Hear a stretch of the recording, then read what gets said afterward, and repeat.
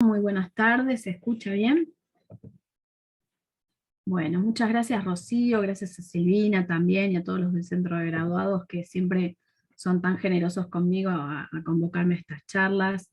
Ya, como siempre les digo, bueno, ya he dado algunas por Zoom, también en su momento dábamos presencial, así que es un gusto para mí participar, porque como siempre digo, aprendemos todos y todas, no solamente los asistentes, sino también el que brinda estas charlas también aprende, porque siempre hay alguna pregunta que te lleva a reflexionar, o cuando cuentan alguna cuestión que les está sucediendo en el ejercicio de la profesión, y eso, todo eso suma y nos ayuda a aprender un poco más. Así que gracias por eso, veo que hay muchos asistentes, eso también me pone contenta, la convocatoria, agradezco a los que están presentes. Bueno, y voy a compartir pantalla. Vamos a hacerla, ahí están preguntando si la clase se graba. Sí, se graba, ¿no es cierto? Se sube al canal de YouTube. Eh, Queda en el canal de la facultad. Para arrancar quiero avisar un poquito, creo que Rocío lo dijo, pero por las dudas lo aclaro. Los primeros 45 minutos, más o menos, aproximadamente, ¿no? Más o menos, vamos a... ¿Hay problemas con el audio? ¿Están poniendo? ¿No se escucha? ¿Se escucha No, bien? te estamos escuchando bien. Ah, bueno, porque veo Soledad, que en fíjate el tu chat... audio porque por ahora venimos bien. Bueno, los primeros 45 minutos más o menos, 50, una cosa así, vamos a hacerlo de exposición. Yo les voy a contar un poco lo que dice nuestro código, vamos a intentar analizar un poco la jurisprudencia, también lo que dice el código procesal, y después los últimos minutos, más o menos 25 minutos aproximadamente, para las preguntas que ustedes tengan. Lo que pido siempre es que las preguntas tengan que ver con el tema de hoy, ¿sí? Porque a veces pasa que preguntan por otros temas y bueno, y por ahí se complica un poco, entonces traten de digamos, circunscribirse a lo que es obras nuevas y obras antirreglamentarias en el ámbito de la propiedad horizontal. Bueno, me olvidé de presentarme, yo soy Marianela de Sajes, soy docente de la materia de Derechos Reales del CPC en la cátedra del titular Claudio Kieper. También tengo 2 CPO en esta querida Facultad de Derecho, Universidad de Buenos Aires, un CPO que se llama el Administrador de Consorcios y otro que se llama Los Nuevos Derechos Reales. También tengo un canal de YouTube, por si me quieren seguir, que se llama como mi nombre y mi apellido, y ahí tengo videos que son referidos a lo que es derechos reales en general, pero muchos de ellos, la gran mayoría, hay que reconocerlo, tienen que ver con propiedad horizontal porque es lo que me vengo dedicando hace mucho tiempo, que en el ejercicio de la profesión, asesoro a administradores y propietarios en una asociación hace mucho, entonces por eso más que nada es lo que van a encontrar, pero también van a encontrar desarrollados los otros derechos reales. Así que bueno, vamos a arrancar con el compartir pantalla.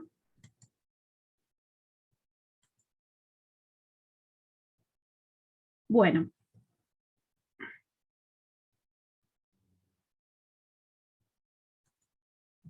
Este taller tiene como principal objetivo pensar un poquito qué es lo que dice el código, como les decía.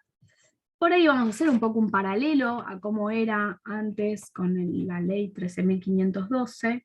Ustedes saben que la propiedad horizontal estuvo prohibida en la Argentina, así lo había determinado Vélez expresamente en su Código Civil, hasta el año 1948, cuando en el año 1948 la ley 13.512 expresamente regula el derecho de la propiedad horizontal. Si era una ley del Congreso de la Nación, por supuesto, que había dejado sin efecto esa prohibición de Vélez Sarsfield y la había permitido. Y bueno, muchas de las normas que teníamos en esa 13.512, que se derogó cuando entró en vigencia nuestro Código Civil y Comercial actual, ¿se acuerdan? El 1 de agosto del 2015 entra en vigencia, en octubre del 2014 se lo había aprobado por el Congreso con la ley 26994. Bueno, pero muchas de las normas que teníamos en esa 13.512, que ahora está derogada, las encontramos ahora en el código con distinta terminología, un poco más completa, pero las encontramos, ¿sí? Se las puede, mirando un poquito con detenimiento se las puede encontrar. Bueno, ya la ley 13.512 regulaba esta figura de las obras nuevas, las mejoras, obras nuevas, no exactamente igual, ¿sí? Pero lo regulaba en esta ley 13.512 en el artículo 7º, ¿sí? Y el artículo 7º establecía qué sucedía con respecto a cuando el propietario, les leo como decía la 13.512. El propietario del artículo 7º, el propietario del último piso no puede elevar nuevos pisos o realizar construcciones sin el consentimiento de los propietarios de los otros departamentos o pisos. Al de planta baja o subsuelo le está prohibido hacer obras que perjudiquen la solidez de la casa, como excavaciones, sótanos, etc. Eso era la prohibición expresa, que ahora vamos a ver que no está exactamente igual en el Código Civil, en el artículo 2052 no está exactamente igual, pero un poquito lo podemos encontrar. Y después en el artículo 8º también hablaba, pero hablaba de esas obras que ahora vamos a ver, que son aquellas que benefician a todos, ¿sí? Les leo como dice el artículo 8. No todo porque es muy largo y no tiene sentido leerlo todo. Están obligados en la misma forma, hablaba de las expensas, ¿no? El artículo 8º, en la misma forma contribuir al pago de las primas del seguro y a las expensas debidas a innovaciones dispuestas a dichas partes y bienes comunes por resolución de los propietarios en miras de obtener su mejoramiento o de uso y goce más cómodo o mayor renta. Esto estaba en la última parte del artículo 8º de nuestra 13.512 que hoy está derogada. Vamos a ver que no está igual y está mucho más completa, ¿sí? Pero un poco su idea base está.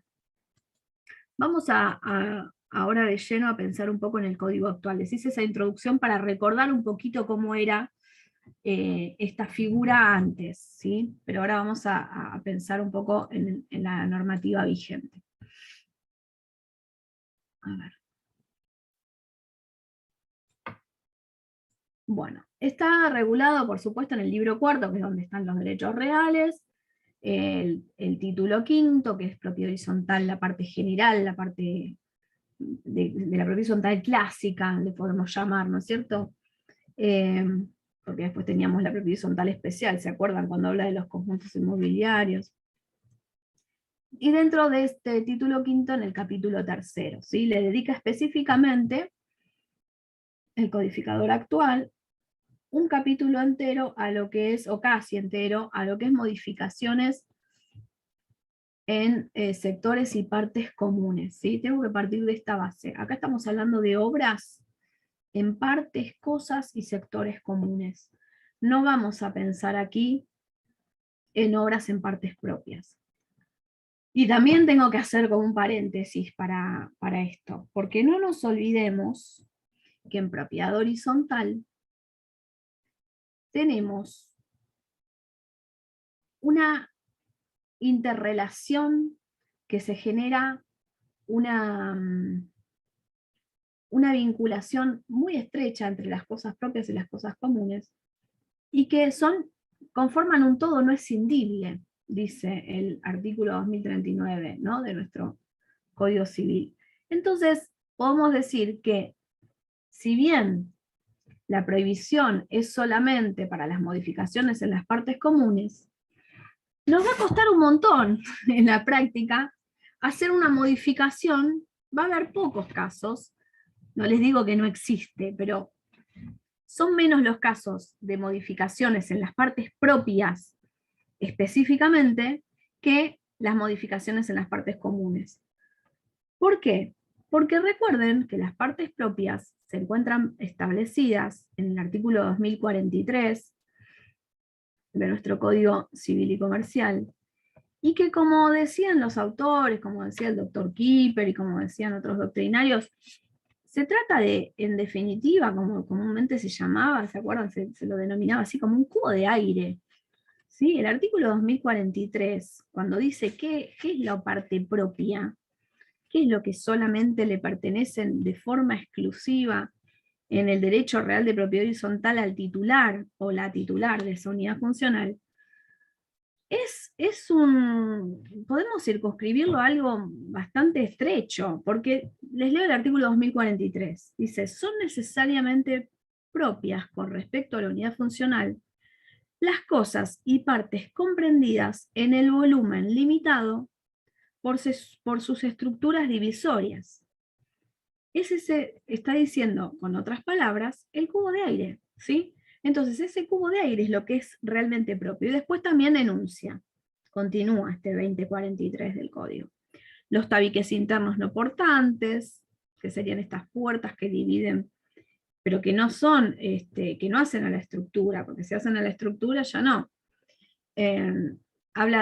Continúa diciendo las puertas, por ejemplo, la puerta de la cocina, la puerta de la habitación, las ventanas, que esto lleva a peleas y a discusiones con el tema de ventanas, pero no nos vamos a poner ahora a hablar de eso porque para hacerlo más, digamos, para no extenderlo sobre eso, los artefactos y los revestimientos, incluso de los balcones.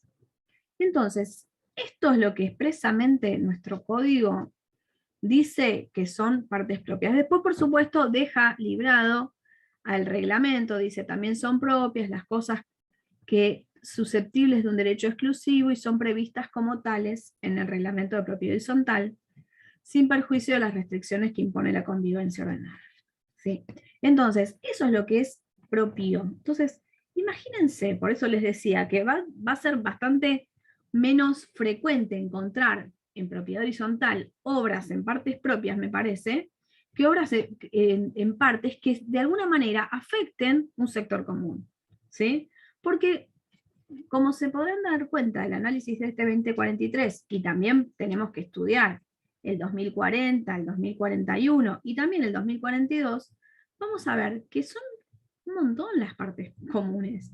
¿Sí? ¿Qué son las partes comunes? Bueno, todas las que están enunciadas en el 2041, más las que enuncie específicamente el reglamento, porque no tiene carácter enunciativo, el 2041. Entonces, empezando por el terreno, bueno, no lo voy a leer todo porque es muy extenso, ustedes si lo tienen a mano, les recomiendo que sigan con la lectura, los techos, las azoteas, las terrazas, o sea, los techos y las azoteas. ¿A dónde se suelen hacer estas obras que hoy vamos a estudiar? Y muchas veces pasa que alguno en una terraza pretende hacer una obra, que ahora vamos a ver exactamente a qué refiere esto de obras nuevas. Bueno, después se enuncia los locales de instalaciones centrales. Esperen, antes me faltó los cimientos, las columnas, las vigas portantes, ¿sí? O sea, estamos hablando de una columna, no podríamos modificarla, primero porque hace la seguridad, la solidez del inmueble, ¿no? Del edificio en sí. Y segundo, porque expresamente lo determina como un sector común. Y si son comunes las cosas, van a pertenecer a los titulares de las distintas unidades funcionales a través de la copropiedad. Es un condominio con indivisión forzosa, ¿sí? Los titulares de las distintas unidades no pueden pedir la partición porque hay un condominio con indivisión forzosa sobre estas cosas y sectores comunes, ¿no es cierto? Entonces, después también tenemos los locales e instalaciones servicios centrales. Tenemos que pensar también en los balcones, dice el inciso D. ¿Se acuerdan que recién les leía? El 2043 dice los revestimientos incluso de los balcones. Primer párrafo del 2043. Pero el inciso D del 2041 dice que los cimientos, columnas, muros, vigas, muros maestros y demás estructura, incluso de los balcones. Entonces podemos decir que podría tener como una especie de carácter mixto, si se quiere, en el cual la estructura del balcón es común y el revestimiento es propio. Entonces, ¿qué tipo de obra se puede llegar a hacer en un balcón sin afectar las partes comunes? Es dificilísimo, no lo veo factible. Hacer una obra, una modificación material, en este sentido estamos pensando obras, ¿no? Modificaciones materiales sobre el objeto. Es por eso que podemos decir que las mejoras y obras nuevas que vamos a estar pensando hoy, y así también lo prevé de manera expresa este capítulo tercero que vamos a estudiar, del libro cuarto, título quinto, habla sobre las cosas y partes comunes, ¿sí? Bien, distingue este código civil y comercial actual en distintas clases de mejoras u obras nuevas, ¿sí? Hay algunas, para empezar, vamos a aclarar un poquito el tema de las mejoras. ¿A qué refiere con mejoras? Y después vamos a distinguirlas. Cuando hablamos de este tipo de mejoras, en las cuales hay una mayoría especial que se necesite, que obviamente si hablamos de mayoría es porque nos tenemos que reunir en asamblea y decidirlo en asamblea, estamos hablando de aquellas modificaciones en las cuales no refieren a casos de mero mantenimiento o conservación de la cosa, que las vamos a encontrar estipuladas en la parte de teoría general de los derechos reales, en la parte de los efectos que tiene que ver con la parte general de las relaciones de poder, ¿sí? El capítulo tercero del título 2, que habla de los efectos de las relaciones de poder, ahí yo les anoté, lo tienen en la Filmina, artículo 1934, determina, 1934, en el inciso C y en el inciso D, cuáles son las mejoras de mero mantenimiento, dice, y cuáles son las mejoras necesarias. Las de mero mantenimiento son las reparaciones de deterioros menores originados por el uso ordinario de la cosa. Se me ocurre, por ejemplo, así les doy un ejemplo que se me cruza ahora por la cabeza, como sería, no sé, la manija de la puerta del ascensor. Se rompió porque de tanto usarla, son muchas unidades, mucha gente que entra y sale durante varias veces por día, y eso generó la rotura. Obviamente que ahí estaríamos hablando de una mejora que hace al mero mantenimiento, inciso C de este 1934 que les acabo de leer, ¿sí? O las mejoras necesarias, reguladas en el inciso D, dice la reparación, cuya realización es indispensable para la conservación de la cosa. Tenemos que arreglar el caño porque si no tenemos una pérdida de agua, supongamos que fuera un caño, que se me ocurre también así ahora como un ejemplo que en este momento, en el medio del hall de entrada y tenemos una lluvia, una catarata en el medio del hall de entrada y tenemos que cambiar ese caño, que obviamente es común, porque los caños que conducen fluidos y energía, dice el 2041, en toda su extensión son comunes, así lo prevé el inciso F del 2041, entonces lo tenemos que arreglar porque tenemos que hacerlo, ¿para qué? Porque es indispensable para conservar la cosa, para conservar ese hall de entrada. Porque si no se nos deteriora el piso, se nos deterioran las paredes, hace el uso imposible, nos obstruye el ingreso y el egreso del edificio, no sé, en este ejemplo que se me ocurre, a ustedes seguramente se les va a ocurrir un ejemplo más interesante.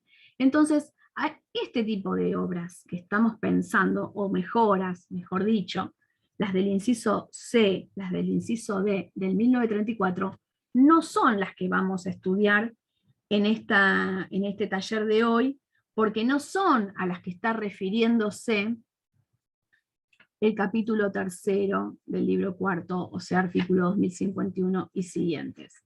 ¿Sí? Estas mejoras u obras nuevas a las cuales se estaría refiriendo el 2051, 2052 de nuestro código, tienen que ver con mejoras y obras nuevas que las pone de manera igual, las usa de manera indistinta, que la ley anterior les daba una cierta diferencia y la doctrina también las interpretaba con diferencias, pero hoy podemos observar de estos artículos 2051, que aquí lo tienen en pantalla, los trata como si estuviéramos hablando de la misma circunstancia, o sea, los equipara.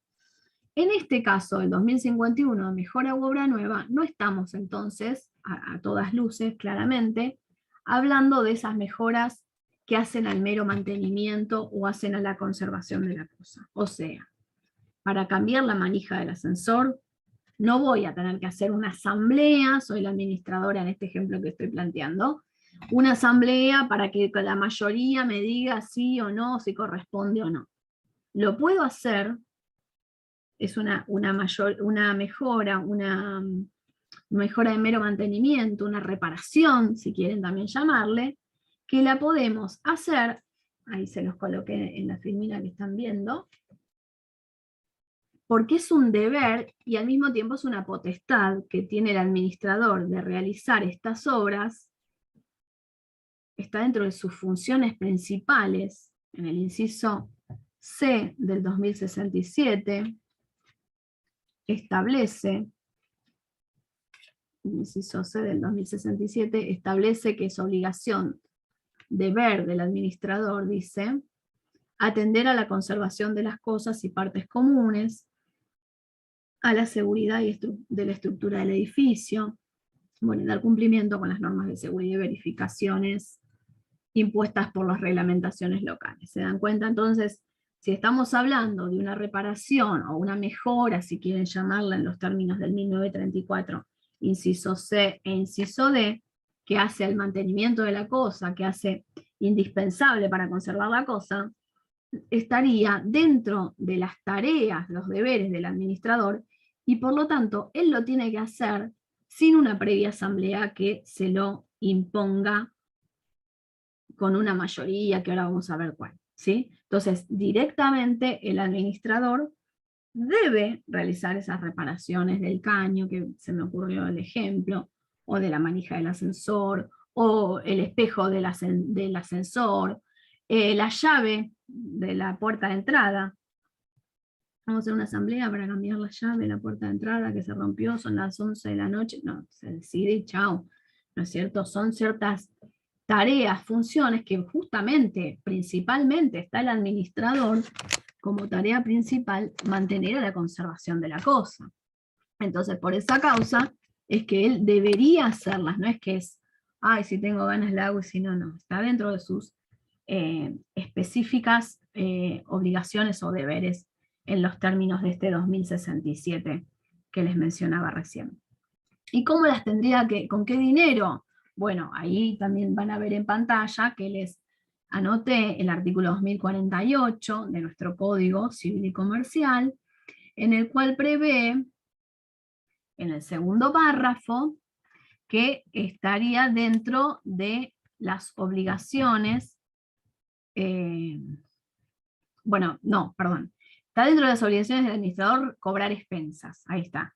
Y dentro de estas expensas que él va a cobrar y que debe liquidar primero y después para pasar al cobro, debería estar prevista esta de la manija que se rompió, el vidrio del ascensor, o sea, estas reparaciones o mejoras de mero mantenimiento deberían ser encuadradas en virtud de este 2048 que les anoté y que lo tienen en la pantalla, como una expensa común ordinaria.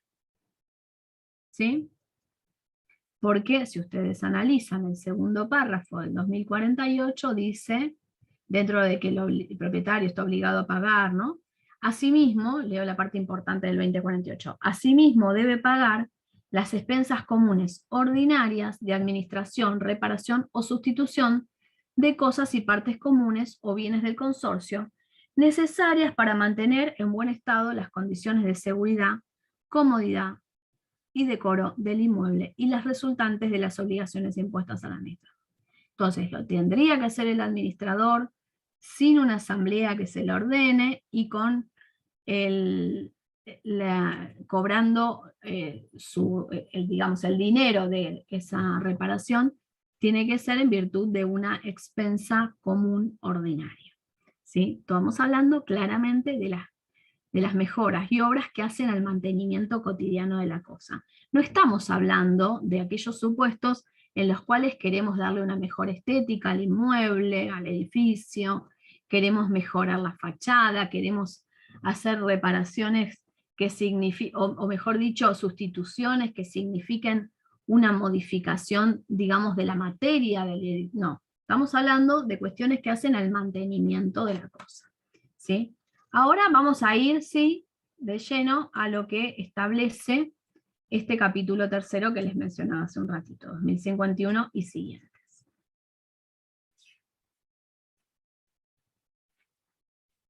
divide en dos, como les decía. Están las mejoras u obra nueva que beneficia a todos.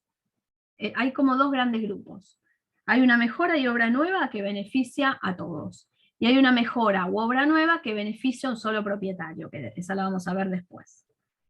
Dentro de las mejoras y obras nuevas que beneficia a toda la comunidad consorcial, a todos los titulares de las distintas unidades funcionales, se subdividen en mejoras u obras nuevas que requieren mayoría, como dice el 2051, que estaríamos hablando de la mayoría absoluta, o mejoras u obras nuevas que requieren la unanimidad. Ahí ya tenemos que para esas estudiar el artículo 2052, que ahora seguidamente lo vamos a ver. Vamos a arrancar por una cuestión lógica por el 2051, que es el primero de estos artículos. Son aquellas obras que no modifican, ven acá se los aclaro, no modifican de manera sustancial, ¿sí? Podríamos poner, por ejemplo, no sé, vamos a pintar, por supuesto que hay grises, ¿no? Y hay veces nos podemos empezar a pelear si modifica o no modifica la sustancia, obviamente, como todo en el derecho, que hay distintas interpretaciones y ahí es cuando la gente se empieza a pelear. Hay ciertos ejemplos que son muy evidentes de un lado o del otro, pero hay otros que son grises, ¿sí? Bueno, como siempre, habrá que ver a las particularidades del caso, no podemos ahí, en esos casos que son grises, ser tan genéricos, pero hay algunas cosas que podemos ser un poquito más genéricos. Se me ocurre, por ejemplo, genérico, así que no estamos modificando la sustancia claramente, y que es algo que mejora la estética del edificio, es una mejora que no se hace de manera cotidiana, que no hace en sí a la conservación en sí, porque si no se nos destruye del todo, pero a la larga sí hace la conservación. Se me ocurre, como ejemplo así medio evidente, que es pintar el edificio. ¿Sí? Pintar el edificio, pintar los palieres, pintarlo de afuera, el edificio, pintar las paredes externas, la pared medianera. ¿Sí? Podríamos decir que no es así indispensable, porque si no lo hacemos ahora, pero nos va a mejorar la estética, es necesario. Distinto es, bueno, si tenemos grietas y nos están reclamando el de al lado, ahí ya estaríamos cayendo en otro poco. Como se dan cuenta, podemos caer según las circunstancias del caso, pero vamos, para poner como ejemplo hipotético del 2051 que podría llegar a aplicarse, este caso, ¿no? En el cual vamos, o no sé, hacer algún tipo de mejora en un local que es común del edificio, ¿sí? Pero que no vamos a modificarlo todo, que no vamos a cambiarle la estructura. Bueno, para estas mejoras u obras nuevas, podríamos también hacerlo extensivo, ¿no? Después eso ya es más discutible, pero ¿qué pasa con aquellas cosas que no en sí son una mejora, pero sí van a beneficiarlo desde el punto de vista estético al edificio, y que son de un gasto importante, que no son cotidianas, que no hacen a la conservación? Yo interpreto que, a pesar de que no es una mejora en sí, se tendría que aplicar también esta mayoría, y no podría, en esto soy categórica, no podría el administrador hacerlo por su cuenta.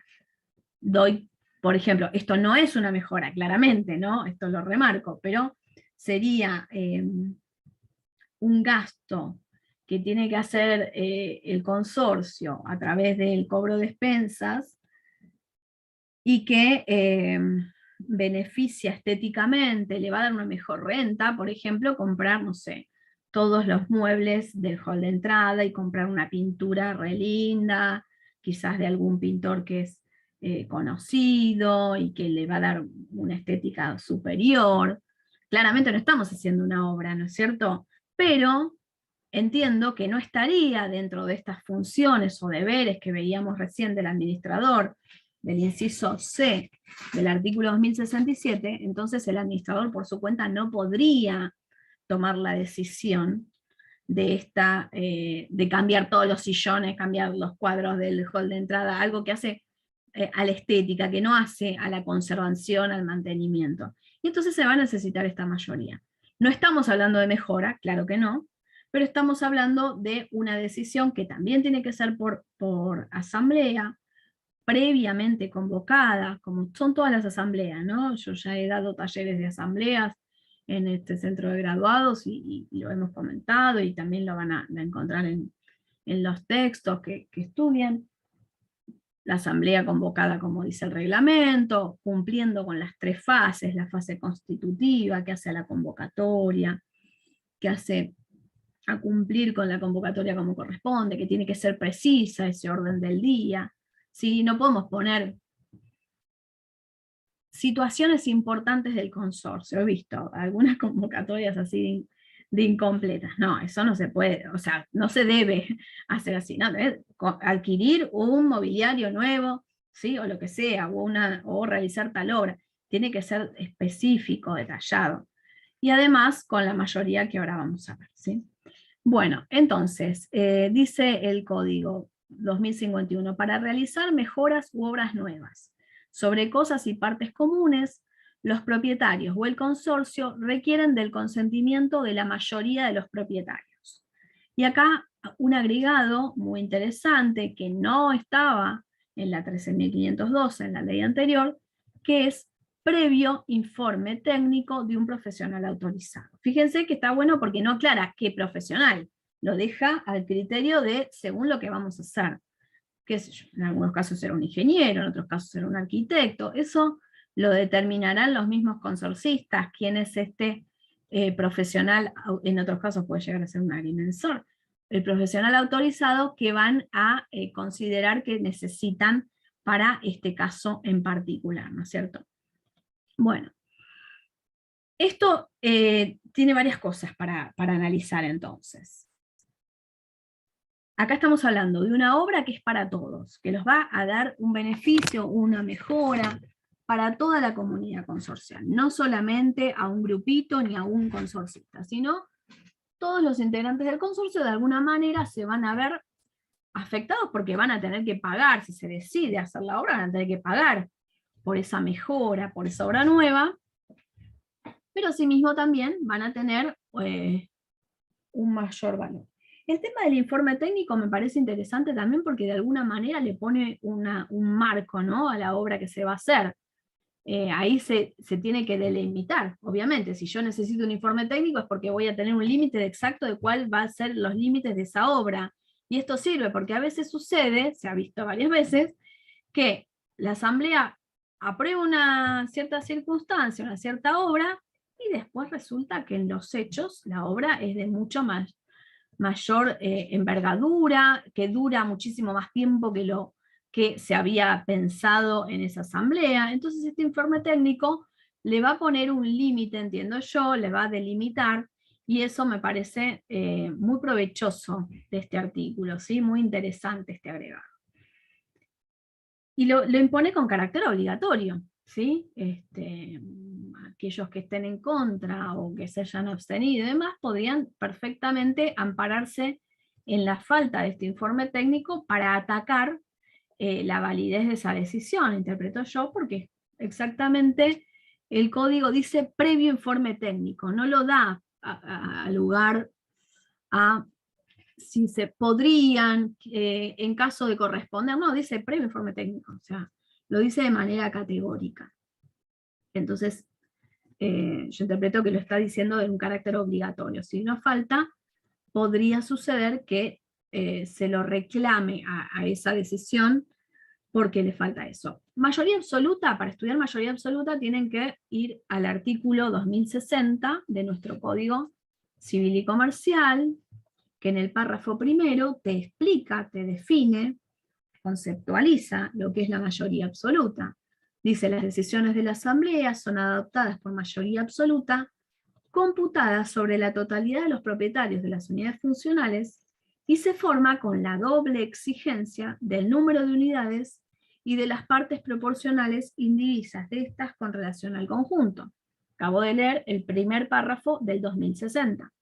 Esto quiere decir que necesito que sea, esto de las partes proporcionales e indivisas con relación al conjunto, está hablando de los porcentuales, de las partes de las cuotas partes indivisas que vamos a encontrar expresamente determinadas por reglamento. Como ustedes saben, a cada unidad funcional le corresponde un porcentaje. Entonces tengo que tener más de la mitad del valor, más de la mitad en cuanto a estas partes indivisas proporcionales con relación al conjunto. Y además, por eso habla de una doble exigencia este 2060, además sumado, no es que elijo una o la otra, las dos me está pidiendo, necesito, para que esta decisión sea válida, para que se obtenga esta mayoría que te impone el 2051, que tengamos más de la mitad en cuanto a unidades funcionales. En un ejemplo fácil y sencillo, si son 20 unidades funcionales, por lo menos 11. Estoy hablando en números enteros ahora, no estoy pensando en las partes indivisas. Y más de la mitad del valor de todas esas 11 unidades habrá que computar las cuotas partes indivisas, es decir, los porcentuales de cada una, y ver que tengan más de la mitad del valor, y así, recién así, podemos decir que esa asamblea, por supuesto tienen que estar presentes, ellos los titulares o sus apoderados, para tomar esta decisión que decide realizar esta obra nueva previo al informe técnico. Yo estoy pensando ahora en lo que corresponde, ¿no es cierto? Después vamos a ver, porque ustedes van a decir, pero esto no sé si pasa siempre. Sobre todo cuando estudiemos ahora el 2052, que habla de obras realizadas por un titular. Pero primero estudiemos qué es el deber ser, cómo deberían cumplirse las normas, y después vemos qué pasa cuando no se cumplen y qué dice la jurisprudencia y demás. ¿Sí? Empecemos por el principio. Bueno, vamos bueno, esto ya se los leí, el tema del 1934 ya lo vimos, las de mantenimiento diario, todo esto ya lo mencioné. ¿Qué puede suceder cuando alguien está en contra? Ya se decidió hacer esa obra que es de bastante importancia, es relevante en cuanto a los valores, ¿sí? De un costo importante quizás, pintar todo el edificio, como les decía, el ejemplo que se me ocurrió para plantearles, que no modifica la estructura. Hago hincapié en esto porque ahora cuando estudiemos el 2052 vamos a ver a qué apunto. Pero es muy costoso, lleva tiempo, vamos a estar quizás meses con esta, no sé, digo meses, puede ser bastante tiempo, ¿no? Puede ser que haya gente que esté en contra de esa decisión o cualquier otra que signifique una modificación o una mejora u obra nueva. Entonces, dice, vamos a estudiar ahora el segundo párrafo del 2051. Quien solicita la autorización si le es denegada, o la minoría afectada es estos que les decía recién, quienes están en contra, o sea, por mayoría, hagamos de cuenta que se cumplió con lo que corresponde por el 2051 y se decidió por mayoría. Los que están en contra, ¿sí? O los que también podemos decir que podrían plantearlo, quienes no estuvieron presentes en esa asamblea, podrían pedir plantearse como que están en contra, hay que ver qué pasa, si se hizo o no propuesta de decisiones, ese es otro tema, no me quiero detener en eso porque para no demorarme, porque son muchos los temas y quiero llegar, pero hagamos de cuenta que quienes están en contra podrían, amparándose en este segundo párrafo del 2052, iniciar acciones, ¿sí? Entonces, la minoría afectada en su interés particular que se opone a la autorización si se concede, tiene acción para que el juez deje sin efecto la decisión de la asamblea. Pero cuidado, no va a poder, el simple hecho de interponer la demanda va a significar que yo, que estoy en contra de esa obra que decidieron, que separe la obra. No, miren cómo lo establecen. La última parte. La resolución de la mayoría, estoy leyendo el último renglón, ¿no? Del 2051. La resolución de la mayoría no se suspende sin una orden judicial expresa. O sea, si hasta no tenemos sentencia, o por supuesto se podrá dictar alguna medida cautelar, hay que acreditar los requisitos para que correspondan la medida cautelar, recuerden verosimilitud del derecho, peligro de la demora, el tema de una caución real o una caución juratoria, si correspondiese. Bueno, todo eso que hay que convencerlo al juez para que lo conceda. Si no lo concede, tenemos que esperar la sentencia definitiva, claramente. Por lo tanto, hasta tanto el juez no se expida mandando a frenar la obra o directamente tirarla abajo si correspondiese, la obra continúa. Es decir, la asamblea que decidió por mayoría realizar esa mejora es válida. Eso está diciendo este 2051 en su última parte. Dice también el 2051 que el juez tiene que tener en cuenta qué va a mirar el juez, qué va a tener que prestar atención a la hora de ordenar que se frene con la obra o no, que se pare con la obra o que se vuelva para atrás. Dice, el juez debe evaluar si la mejora u obra nueva es de costo excesivo, contraria al reglamento o la ley, y si afecta a la seguridad, solidez, salubridad, destino y aspecto arquitectónico exterior o interior del inmueble.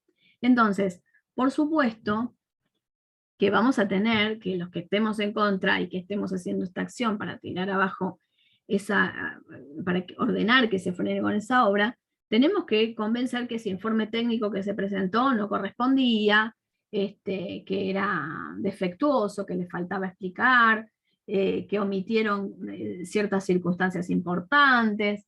Vamos a tener que convencerlo, ¿no? de que ese informe técnico que supuestamente habían tenido que plantearse, si hicieron las cosas como dice el 2051 que hay que hacer, es incorrecto. O que supongamos el informe técnico es una cosa, pero después la obra se terminó y de todas maneras es peligroso, a pesar de que el informe dice otra cosa, no se hizo en conformidad con lo que había dicho el informe previo. Eso dependerá del caso. Es un agregado interesante que hace este 2051, que también agrega como la posibilidad de poder accionar el que solicitó la autorización si le era denegada. Entonces, en algunos casos puede ser que sean varios propietarios, supongamos, que pidieron esta mejora y la asamblea no quiere que se efectúe. Bueno, en ese caso, ahora el código también les da la legitimidad para poder reclamarle al juez que se realice la obra. Van a tener que demostrar que es necesario hacerla, ¿no? Que no es por una mera cuestión de un capricho o porque la quieren hacer por una cuestión meramente estética, sino porque hay una necesidad. Entiendo que si no estamos dentro del marco de que es necesario hacerla por una cuestión de conservación o mantenimiento, estaríamos en problemas. Bien. Entonces, yo les decía, hay mejoras u obras nuevas en beneficio de todos que necesitan mayoría absoluta. No hay modificación sustancial, la encontramos en este 2051 que les acabo de leer. Ahora vamos a estudiar otras mejoras u obras nuevas que establece nuestro Código Civil y Comercial, que sí modifican la sustancia y que ahí la mayoría es muy difícil. Los que viven en propiedad horizontal o los que se dedican a propiedad horizontal saben de qué estoy hablando, no es tan fácil. Ya no es fácil lograr la mayoría absoluta, lograr la unanimidad es muy difícil, salvo algún edificio o algún consorcio que tenga pocas unidades funcionales. Bueno, ahí lo veo un poco más simple, no del todo, pero si tenemos varias unidades funcionales que integran el edificio, la unanimidad en algunos casos podemos decir que es medio utópico, ¿sí? Imagínense 200 unidades funcionales, que todos estén en la asamblea, ellos o ellas o sus apoderados, diciendo sí queremos que se realice la obra. No es algo muy cotidiano, ¿sí? ¿Cuáles van a ser? Bueno, dice el 2052, si la mejora u obra nueva realizada por un propietario o por el consorcio sobre cosas y partes comunes, aun cuando no importa elevar nuevos pisos. Esto lo hace porque recuerda ese artículo 7 de la 13512 que yo les decía hoy, que les arranqué así este taller, ¿no es cierto? Leyéndoles el artículo 7º, que hablaba de elevar nuevos pisos. Dice, no importa si la obra que ustedes quieren aprobar va a ser un piso más o si va a ser una excavación. Pueden modificar la estructura igual. Por ejemplo, se me ocurre, queremos agrandar todo el hall de entrada, y tomar parte de la cochera que es del edificio, supongamos que es un sector común, el espacio guardacoches, y lo queremos achicar al espacio guardacoches y agrandar el hall de entrada o a la inversa, o queremos colocar una piscina en el jardín del edificio.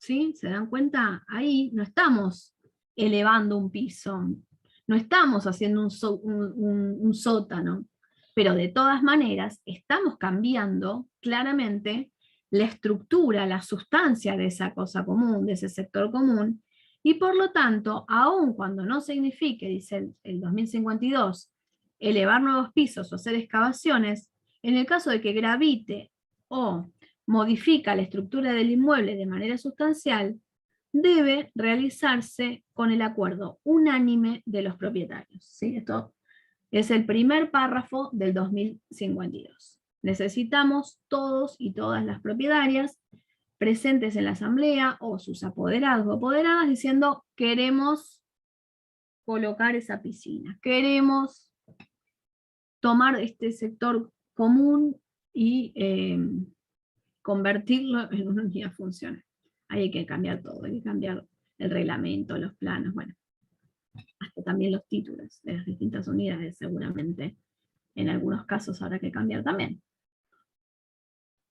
¿Se puede hacer? Sí, se puede.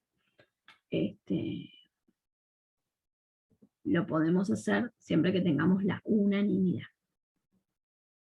Bien, vamos ahora a pasar a la obra nueva, que esta es la que más conflictos trae, y si se ponen a buscar jurisprudencia van a encontrar jurisprudencia porque se contradice en la práctica, ¿no? La gente no cumple este 2052, que establece en el último párrafo. También requiere unanimidad la mejora u obra nueva sobre cosas y partes comunes en interés particular que solo beneficia a un propietario. Entonces, en beneficio de todos o gravita la estructura del inmueble, modifica la estructura del inmueble, necesita unanimidad. Beneficia a un solo propietario, también necesita la unanimidad. Este 2052 se divide tajantemente en estas dos circunstancias, pero que las dos tienen la misma exigencia tan importante o tan gravosa de la unanimidad. Y cuando hablamos de unanimidad, no tenemos ni que sacar cuentas, son todos. Si son 20 unidades, tendrán que estar los 20 o sus apoderados diciendo sí, queremos que se haga tal mejora u obra nueva, ¿sí? En este sector común, ya sea en beneficio del señor de planta baja A o la señora de planta baja B, o en beneficio de toda la comunidad consorcial. Este ejemplo que les planteaba de poner una piscina en un jardín donde solamente teníamos tierra y alguna plantita, y ahora queremos poner una piscina. Mire cómo no modifica. Vamos a agregar un nuevo servicio central, porque eso además va a tener efectos posteriores. Después vamos a tener que cuidar esa piscina, vamos a tener que controlar que no haya ningún accidente en esa piscina, vamos a tener que controlar que el agua esté en buen estado, que esté bien, que cuando la gente se meta en esa pileta o piscina tenga cuidado, vamos a tener que seguramente poner a alguien que esté controlando estas circunstancias. O sea, es lógico que los efectos tan importantes ameriten que sea con la mayoría, con la unanimidad, ¿sí? Con la mayoría de unanimidad, iba a decir. Pero para no confundir, digo directamente unanimidad, porque si no presta confusión. Bien, el 2053 de nuestro Código Civil y Comercial establece que si estamos hablando de estas obras que benefician a uno solo, bueno, las va a tener que soportar los gastos de realizar la obra, por supuesto, ¿no? La obra la va a tener que aportar él, la plata que genere los gastos de realizar esa obra, y además también la modificación del reglamento y su inscripción si hubiera lugar. Hay casos que también habrá que modificar planos. Bueno, eso se verá según las circunstancias, yo creo que es probable. Bien, vamos a lo que vemos a veces en la práctica, ¿no? Como es costoso desde lo económico, como es difícil, no estoy justificando con esto, pero es lo que me parece que pasa en la práctica. Muchas veces, por los motivos que sean, hay gente que, o porque ni sabe que existe este artículo 2052, que como ustedes saben, eso no exonera de su responsabilidad, ¿no? Ya sabemos que el derecho se lo presume conocido, pero no importa, por las 2 millones de causas que podría ser, por lo que sea, a veces sucede que los propietarios o las propietarias hacen la obra sin la asamblea que se los autorice. A veces tenemos una asamblea, pero es una asamblea defectuosa en el sentido de que no logra la mayoría. O a veces peor, he visto casos peores. Este ya me parece como el más reprochable, ¿no? Van a la asamblea le dice que no y hace la obra igual. No, bueno, yo la hago igual. Ya es como el máximo del incumplimiento, ¿no?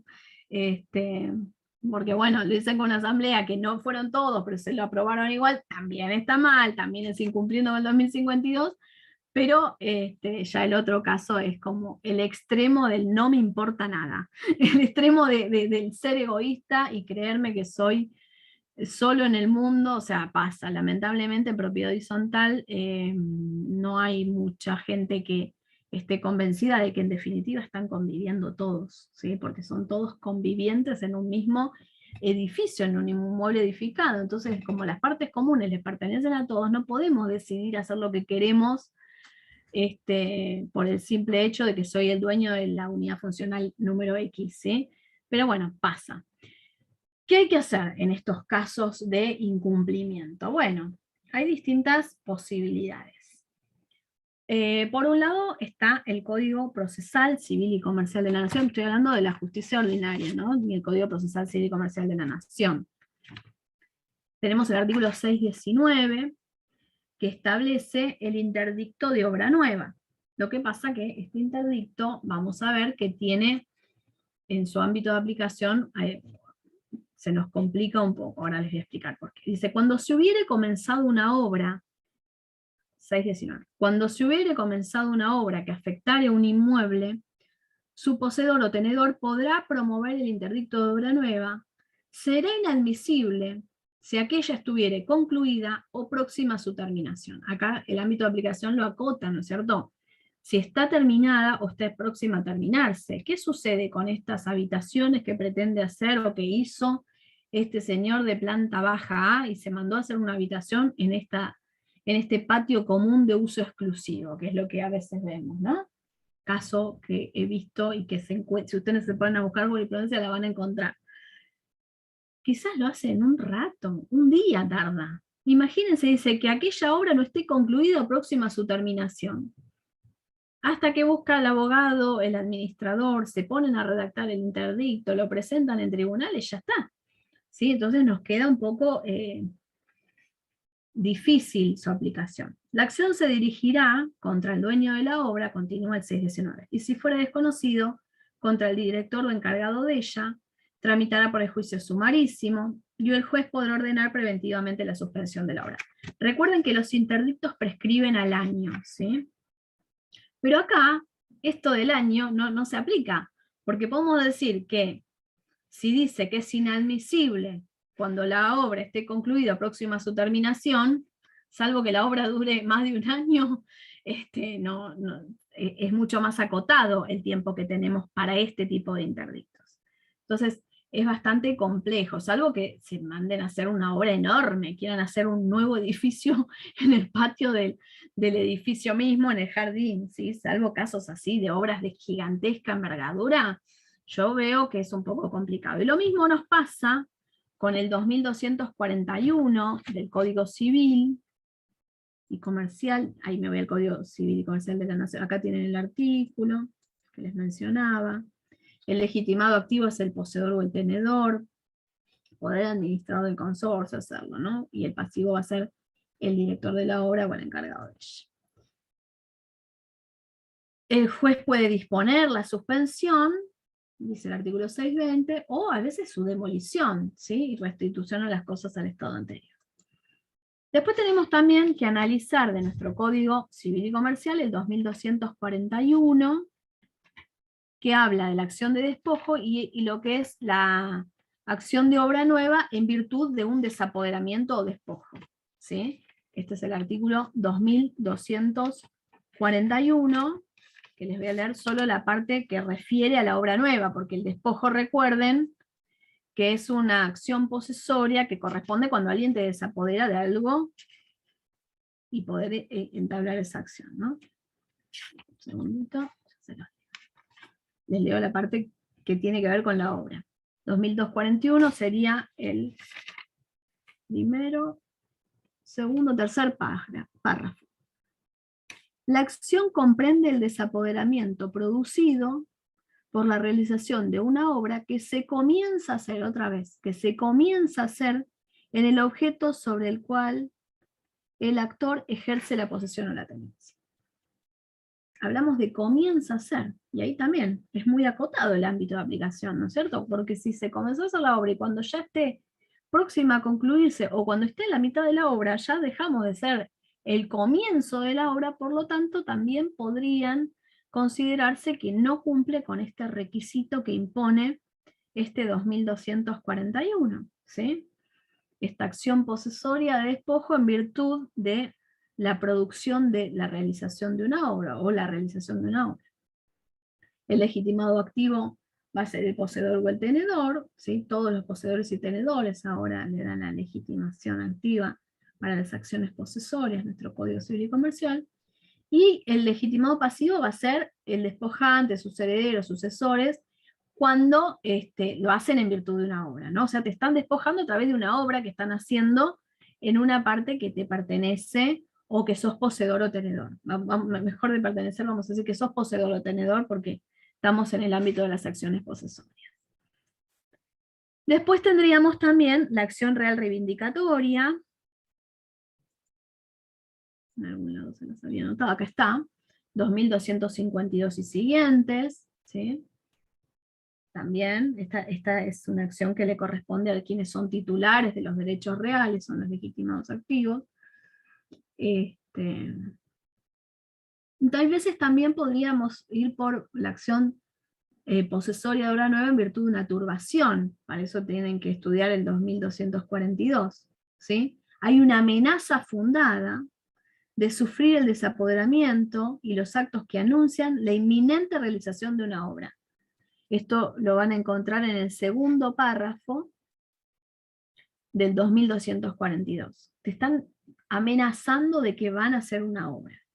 Traen los materiales, traen acá, vienen los obreros. Se dan cuenta que acá la rapidez es algo muy necesario, ¿no? Bueno, la reivindicatoria ahí es distinto porque es imprescriptible, lo que pasa que, bueno, es un juicio ordinario, hasta más. Si nos ponemos a buscar jurisprudencia, vamos a encontrar muchos casos en los cuales se establece a través de las figuras de la propiedad horizontal, en las cuales en el artículo 2069, cuando regula en la parte general de propiedad horizontal, el artículo 2069, habla de la figura del incumplimiento al reglamento o a las normas de la propiedad horizontal o a las normas del Código Civil en general, dice. Dice, en caso de violación, 2069, por un propietario u ocupante de las prohibiciones establecidas en este código o en el reglamento, casi todos los reglamentos podríamos decir, prohíben realizar obras nuevas en partes comunes en beneficio de un propietario sin el consentimiento de los titulares. O sea, y además por las normas del código, ¿no? Este 2052 que estudiamos. Entonces, en caso de violación por un propietario de las previsiones establecidas, esto se lo aclaro yo, de este 2052, y sin perjuicio de las demás acciones que correspondan, el consorcio, que por supuesto va a actuar a través de su representante legal, ¿no? Recuerden que es el administrador, así lo prevé el 2065, el administrador es el representante legal, o cualquier propietario afectado, tiene acción para hacer cesar la infracción, la que debe sustanciarse por la vía procesal más breve, que en el ámbito del Código Procesal Civil y Comercial de la Nación, ahí se los anoté, es el proceso sumarísimo, ¿sí? La que debe sustanciarse por la vía procesal más breve, y si el infractor es un ocupante o no propietario, puede ser desalojado en caso de reiteración. Entonces, vamos a encontrar jurisprudencia en las cuales a través de la acción por cumplimiento o incumplimiento al reglamento, amparándose en este 2069, en el cual un propietario, una propietaria, o quizás también un tenedor, como podría ser un locatario, un comodatario, está incumpliendo con este 2052, realiza una obra nueva en un sector común sin cumplir con esta unanimidad que te impone el 2052 y podría reclamarse, ¿sí? ¿Qué le podemos reclamar? Que deje sin efecto la obra, que pare la obra, que la tire abajo, o en algunos casos, además dice sin perjuicio de los daños y perjuicios, ¿no? Que podríamos hacer, que podremos reclamar, mejor dicho, y se podría entonces pedirle al juez, en este proceso judicial, en el foro civil, por supuesto, que tire abajo la obra. Yo estamos con poquito tiempo, por lo que veo, puse algunos sumarios, esto después no tengo problema en pasarles los sumarios, en los cuales en algunos casos se rechaza el pedido del consorcio, se pretende a través de un proceso de cumplimiento del reglamento, se pretende reclamar, tirar la obra abajo, en por ejemplo, acá tienen del año 2019, no puse los autos por una cuestión de, sí les pongo la cita, pero me parece que no es necesario, a ver si todavía hay alguno que conoce ese consorcio, que conoce a esa gente, ¿para qué? Entonces les puse sí la cita, la fecha, pero puse solamente las iniciales, intencionalmente para resguardar, ¿no es cierto? En este caso, que es de la sala, ya les digo, no sé si la anoté, ahí está, sala H, es un fallo en el cual la deliberación, el orden de sorteo es la doctora Abreu de Beger, la juez propinante, y que lo que sucedía en este caso era que eran pocas unidades funcionales, eran 3 unidades funcionales, en la cual una propietaria demanda a la otra propietaria, no demanda al consorcio, no es el consorcio el que entabla la acción, sino que es una titular de una unidad que inicia una acción contra la otra titular. Por esta obra nueva que decía ella que le había afectado la luz, ¿sí? que le tapaba la luz de su unidad, había realizado una obra, si mal no recuerdo, era un patio, me parece, si no estoy confundiendo con otro de los que tengo para contarles, y entonces se quejaba porque había perdido luz y no podía plenamente ejercer su derecho sobre su unidad. Bueno, en primera instancia, por supuesto, la demandada se presenta y opone la excepción de falta de legitimación activa, porque dice que no puede acreditar que ella plenamente está afectada, que tendría que haber sido el administrador, que el administrador aquí no sabemos si no estaba nombrado o no. Bueno, y entonces se hace lugar en primera instancia a la falta de legitimación activa. Después, en cámara, si bien no se demuestra concretamente y directamente si está afectada o no, pero no se rechaza, digamos que se toma el tema de que era la legitimidad activa, está accionante, se la considera, pero de todas maneras se rechaza la demanda en cámara porque había sucedido algo muy llamativo, que era, había obras clandestinas, obras antirreglamentarias de parte de los 3 titulares que integraban esta comunidad consorcial, ¿sí? Entonces, había la misma actora en este proceso, también había hecho obras, por supuesto todo esto a través de los peritajes, ¿no? Que se hicieron en el proceso. Y entonces, por eso ustedes ahí pueden encontrar, rechazan la demanda, por cuanto resulta un abuso del derecho por parte del accionante pretender hacer cumplir cuando ella tampoco cumplió, y al igual que la otra consorcista, ¿sí? Si bien está probado, esto se había decidido en el marco de la 13512, ¿no?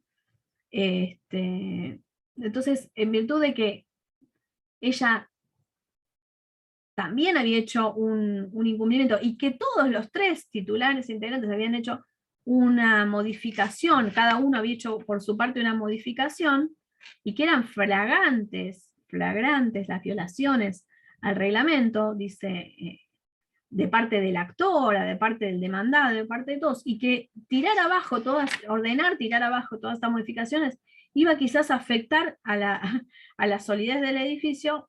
Por ese motivo, entre otros argumentos, se lo estoy resumiendo, por supuesto, se decide rechazar la demanda, ¿sí? Ese es uno de los... Después hay otro que también acá tengo para contarles, que acá también este es del año 2020. Acá había una modificación en el balcón, ¿sí? Este es de la sala, ya les digo, la sala M, que es la doctora Iturbide, ¿sí? Esperen que me fije por las dudas. Sala M, 14 de septiembre, ¿sí? La doctora Iturbide, bueno, también en primera instancia se había rechazado la demanda, después se pide demolición, pero bueno, el consorcio, acá es el consorcio el que entabla la acción, ¿no? El consorcio de la avenida tanto contra el demandado, no importa el nombre, había entablado esta acción, y dice que bueno, que no modificaba, si bien era claro que no había tenido la autorización, bueno, no hay dudas, dice, que se llevó a cabo la obra sin la autorización, pero como no afecta a la estructura del edificio, por supuesto también peritaje de por medio, la jueza propone que digamos que se mantenga la decisión del ACU, en el cual se rechaza la demanda del consorcio pidiendo la demolición, ¿sí? Y después hay otro, les digo y ya voy a las preguntas porque estamos muy cortos de tiempo. Este es el consorcio de propietarios de contra T, esto es de septiembre del 2016, la sala B, Cámara Nacional Civil, y acá este demandado, este señor T, había hecho un jacuzzi en el balcón terraza, había puesto unos aires acondicionados también, 3 artefactos de aire acondicionado colocados sobre la losa que opera como techo de su unidad, situada en el 8º piso, dice el fallo. ¿Qué más había hecho? Había modificado las paredes exteriores, había puesto una pared exterior, dice, restituyendo la pared exterior a su estado originario, porque había puesto un revestimiento símil piedra, en la misma fachada que hacía correspondiente a su unidad, ¿no? Se había modificado también la fachada en sí. Bueno, le ordenan, también este fue por cumplimiento al reglamento, le ordenan tirar abajo, porque además consideran que pone en riesgo la sobrecarga que excede a esta azotea, el peso que significaba, y además que, bueno, es claramente resulta intolerable, una burla, que él justifique su accionar diciendo, bueno, el hecho ya está consumado y es un abuso al derecho, que era una de las defensas, que ahora me pidan que tire abajo. Por supuesto, no había pasado mucho tiempo, no me acuerdo exactamente, no pone el fallo cuánto tiempo había pasado, pero eso es un tema a tener en cuenta, ¿no? El tiempo. Bueno, les digo esto y ya está. Es obligación de los administradores del consorcio en la Ciudad Autónoma de Buenos Aires, se los digo entre paréntesis para que lo tengan en cuenta, pues si bien estamos hablando del código, pero para no dejarlo pasar, cuando observan que hay una obra contraria al reglamento y al Código Civil, sin haber hecho el permiso de obra correspondiente, sin la autorización correspondiente por asamblea, el artículo 9 de la ley 941, en su inciso G, determina que debería el administrador o la administradora hacer la denuncia ante el registro, ¿sí? Eso es algo que también quería mencionarlo. Bueno, y acá después también tengo otro fallo, pero bueno. no llegamos a mencionar todos por una cuestión de tiempos, que por lo que veo hay varias preguntas en el chat, o no sé si son preguntas o qué, porque no estuve leyendo el chat. Si alguien quiere hablar, si alguien me quiere preguntar algo. Si alguien quiere que le dé la palabra, levante la mano mediante la función de Zoom y yo les habilito el micrófono. Le estoy viendo un par de nombres por el chat, perdón, en asistentes les pido por favor que se renombren y aparezcan con su nombre y apellido, porque se complica si no para la asistencia y el certificado. Hay preguntas por el chat, profe, Bueno, si quiere, me fijo no en sé el si chat. las quiere leer usted o las leo yo. Como quiera. El material, yo mientras voy contestando preguntas administrativas, el material la profe nos lo va a enviar y nosotros lo enviamos a todos los presentes. Bien. A ver, busco algunas. Ahí veo que hay un montón. Sí, hay un montón, ese es el tema. La asistencia no se acredita por el chat mientras yo voy viendo. La descargamos mediante Lo la que pasa es que función de son Zoom. muy largas. Hay una que Sí, copiaron todos los hay unas que son anexos largas. Si alguien mencioné. quiere levantar el micrófono para Pero agilizar el preferible, tiempo, sí, vamos porque a tardar tenemos mucho solamente en 10 esto. minutos para preguntas. ¿Qué ocurre con el intelecto cuando afecta a la seguridad? Claro, a ver, si afecta a la seguridad, ahí perfectamente yo entiendo que podríamos reclamarlo. También está la acción preventiva, recuerden, que también es una acción que agregó el código, podríamos ir por eso, y si no, por incumplimiento del reglamento también.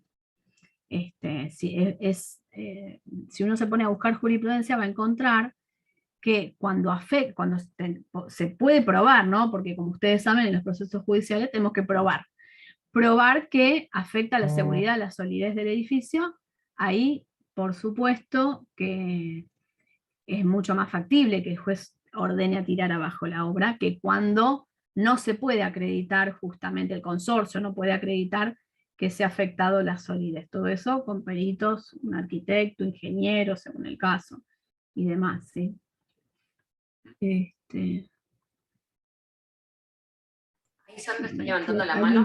Ahí está Sandra, sí, si quiere hablar, no hay problema. Sandra, ya tenés el micrófono habilitado. Y buenas tardes.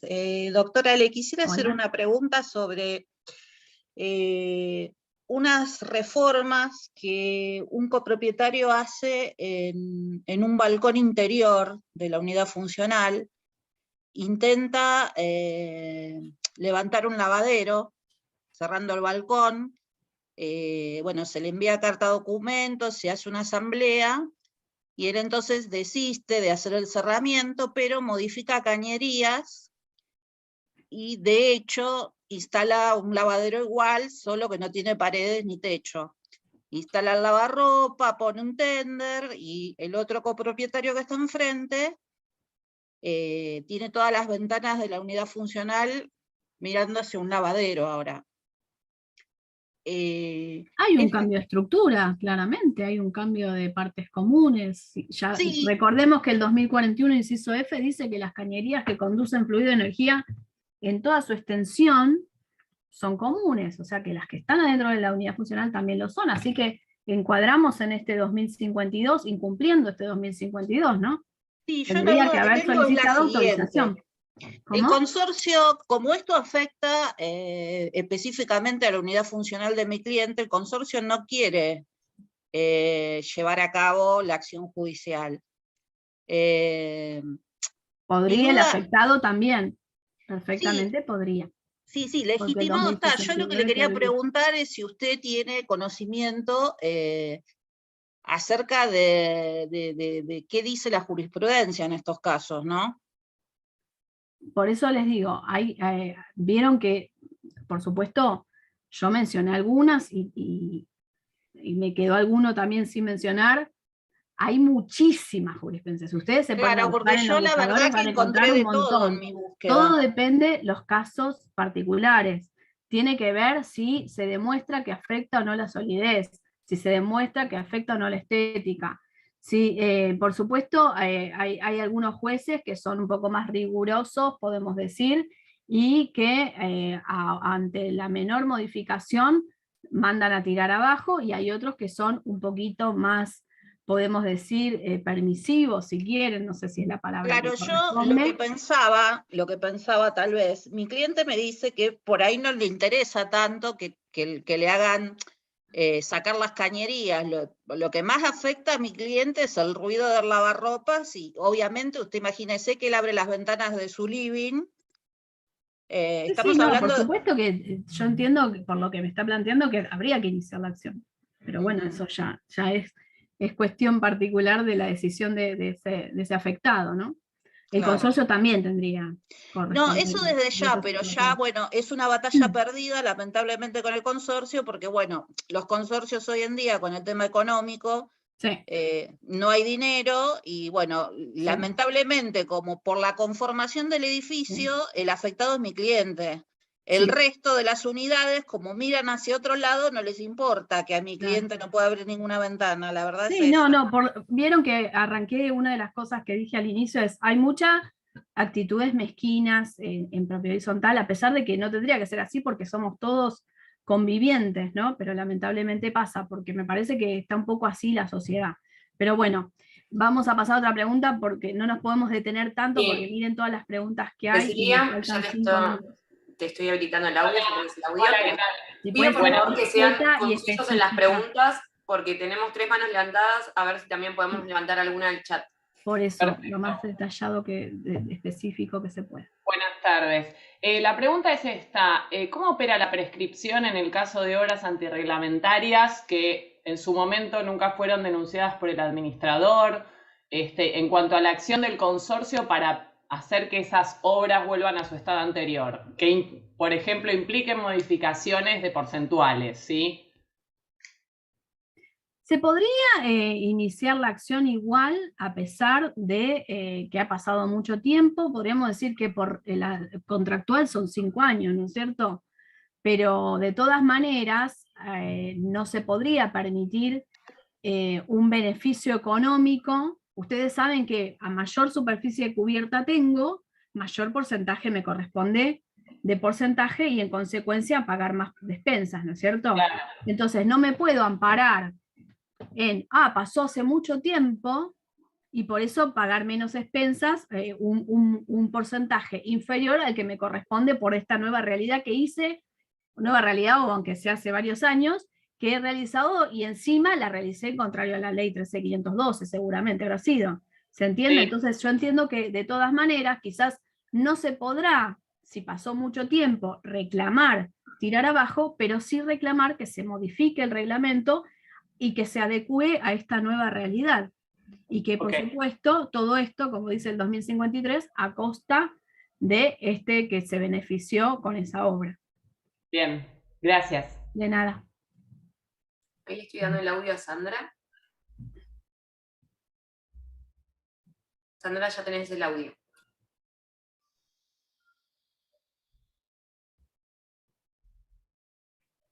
No sé. Sandra Elizabeth, no. No veo ninguna Sandra. No, justo bajé la mano, pero le estoy reactivando el audio y no se reactiva. Bueno, Mercedes, estoy...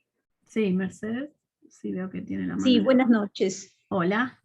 Buenas noches. Primero, ante que todo, agradecer por tan magistral charla y esta oportunidad.